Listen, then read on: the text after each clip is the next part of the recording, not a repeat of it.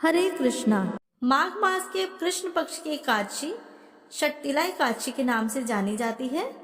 यह परम पावनी एकादशी इस बार 6 फरवरी 2024 को दिन मंगलवार को आ रही है। यह एकादशी षटतिला इसलिए कही जाती है क्योंकि इसमें 6 प्रकार से तिलों का प्रयोग किया जाता है।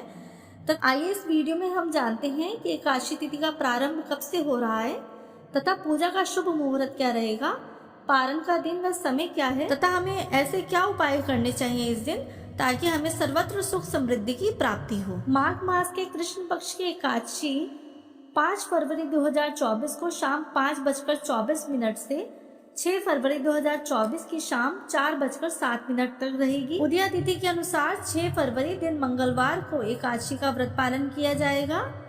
6 फरवरी को ब्रह्म मुहूर्त का समय रहेगा सुबह 5:40 से 6:20 तक तथा इस दिन सूर्योदय रहेगा सुबह 7:16 पर।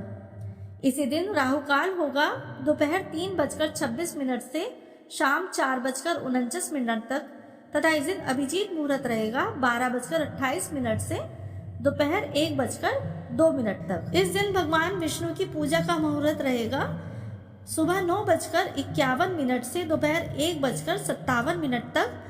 इस मुहूर्त में आप भगवान विष्णु की पूजा अवश्य करें तथा विष्णु सहस्रनाम का पाठ भी अवश्य करें, जिससे हमें मन की शांति व सुख की प्राप्ति होती है। एकादशी के व्रत का पारण 7 फरवरी दिन बुधवार को सुबह 7:06 से सुबह 9:10 तक रहेगा। इस दिन आप तिलों का प्रयोग 6 तरीके से अवश्य करें, जिसमें स्नान के रूप में, उपटन के रूप में, तीसरा हवन के रूप में, चौथा तर्पण के रूप में, 5वां भोजन के रूप में या सेवन करें आप इसका, तथा छठा जो है दान के रूप में आप तिलों का प्रयोग अवश्य करें। शास्त्रों के अनुसार इस प्रकार तिलों का 6 तरीके से प्रयोग करने से स्वर्ग की प्राप्ति तो होती ही है, साथ में सुख समृद्धि भी बढ़ती है। तो सबसे पहले आप स्नान के लिए ब्रह्म मुहूर्त में उठ जाएं और ब्रह्म मुहूर्त में ना हो सके तो सूर्योदय से पूर्व तो अवश्य ही उठ जाएं तथा स्नान के लिए आप थोड़ा सा गंगा जल मिलाएं तथा उसमें तिल मिलाकर स्नान करें। अब बात ये उठती है कि स्नान के लिए कौन से तिलों का प्रयोग किया जाए, सफेद तिल या काले तिल। तो स्नान के लिए हमेशा काले तिलों का ही प्रयोग किया जाता है।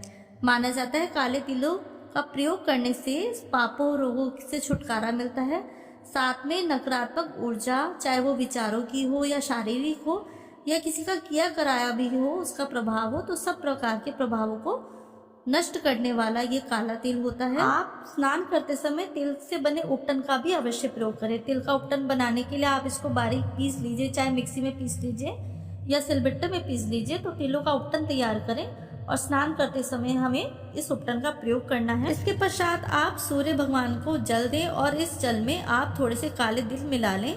माना जाता है इससे कोई भी जो है पितृदोष होता है उसकी समाप्ति हो जाती है। अब आपको पूजन करते समय भी तिलों का प्रयोग करना है तथा आप इस दिन हवन अवश्य करें। हवन में आप ओम नमो भगवते वासुदेवाय या कोई भी विष्णु मंत्र है उस मंत्रों के साथ आप 108 बार तिल, घी और थोड़ा सा गुड़ मिलाकर हवन में आहुति डालें तथा भगवान विष्णु को भोग के लिए भी तिल की मिठाई या तिल से बना हुआ मिष्ठान या तिल के जो लड्डू होते हैं उनका भोग अवश्य लगाएं तथा ये प्रसाद जो है सभी परिवारजनों में बांटें। आप जो है इन तिलों का प्रयोग आप उस दिन तो ना करें, परंतु जब आप पारण करेंगे इस व्रत का तो आप उस समय जो भी आपने भोग लगाया है भगवान को तिल का, तो आप उस तिलों से ही अपने व्रत को खोलें तथा द्वादशी के दिन आप जो भी दान करते हैं उस दान की सामग्री के साथ आप इन तिलों को भी रखिए, चाहे वो तिल मिठाई के रूप में हो, चाहे तिल लड्डू के रूप में हो या किसी रूप में हो, आप इनका दान अवश्य ही करें। तो इस प्रकार माना जाता है कि इस दिन जो व्यक्ति तिल का जितना ज्यादा से ज्यादा दान करता है उसे उतने 1000 वर्ष तक स्वर्ग में स्थान की प्राप्ति होती है। आप एकादशी के दिन तिलों से तर्पण अवश्य करें, क्योंकि माना जाता है तिल से तर्पण करने पर पितरों की आत्मा को शांति प्राप्त होती है तथा वे हमें सुख समृद्धि का आशीर्वाद प्रदान करते हैं।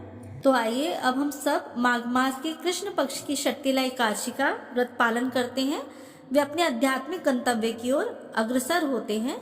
हरे कृष्णा।